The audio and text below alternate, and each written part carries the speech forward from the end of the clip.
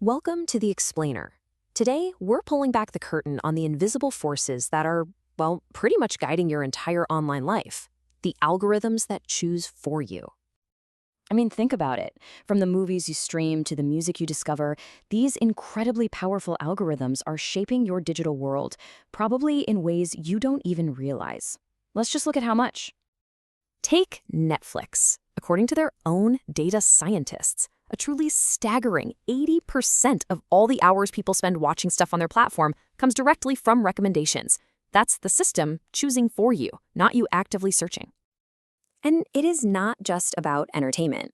A study on Google News found that their recommendations drove a 38% jump in user engagement. So the system isn't just showing you the news, it's actually shaping how much of it you decide to read. It's the exact same story in e-commerce. You go to Amazon, and up to 35% of all your choices are driven by what the algorithm suggests. That's more than a third of sales just from that classic "people who bought this also bought" prompt we've all seen a million times. Okay, so these systems are obviously incredibly influential. But how do they actually work? Well, at a high level, it really just boils down to two classic approaches.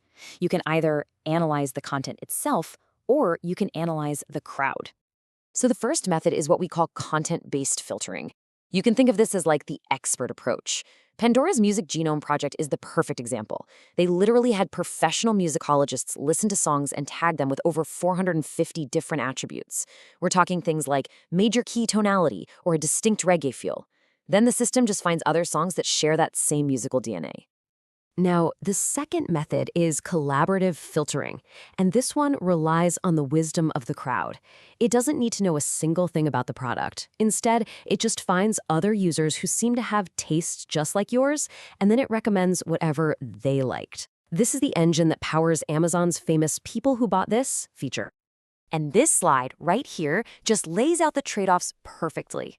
You see, content-based systems are great because they can explain why you're getting a recommendation, and they don't have a popularity bias. But man, are they expensive to build. You need experts. Collaborative filtering, on the other hand, is cheap and it's easy to scale, but it has that popularity bias, and it really struggles with what they call the cold start problem. It has no idea what to do with brand new items that nobody's interacted with yet. Now, that popularity bias, that's a really crucial point, because the early theory was that these recommendation engines would be this huge win for niche, obscure products. But a pretty groundbreaking experiment was about to challenge that entire idea. So this became the central question on everyone's mind. Are these new tools going to create a more diverse marketplace, or are they just going to make the big hits even bigger? At the time, the prevailing idea was something called the long tail theory. It basically predicted that with infinite online shelf space and these new recommenders, demand would shift away from a few blockbusters and toward this massive long tail of countless niche products. It was a really hopeful idea. So to actually measure this, researchers got creative, and they borrowed a tool from economics called the Gini coefficient. It's actually pretty simple. A Gini of 0 means perfect equality. Every single product sells the exact same amount. A Gini of 1 means perfect inequality. One product gets all the sales. So the question was, would recommenders push that Gini number closer to 0 or closer to 1? They ran this massive A/B test with over 1.3 million users at a major online retailer. And the results, which you can see right here, were, well, they were shocking. The control group, the one with no recommendations, had a Gini of 0.60. But when they turned on collaborative filtering, the Gini coefficient increased all the way up to 0.70 for purchase-based recommendations. Sales actually became more concentrated, not less. So, what's the big takeaway here? It's subtle, but it is so important. Collaborative filters didn't actually kill off the niche products. In fact, the absolute sales for all items went up. But, and this is the key, they helped the popular products way, way more. You know that saying, a rising tide lifts all boats? Well, in this case, the tide lifted the yachts much, much higher than the dinghies. This discovery, this powerful popularity bias, created a brand new challenge for the whole industry. How do you get the incredible scale of collaborative filtering without just reinforcing the same old hits over and over again? The answer was to evolve by combining the best of both worlds. And this quote just brilliantly captures the philosophy of these modern hybrid systems. You use human experts to define what quality actually is. And then you leverage the awesome power of machines to find that quality at an enormous global scale. Spotify's model is just a perfect example of this in action.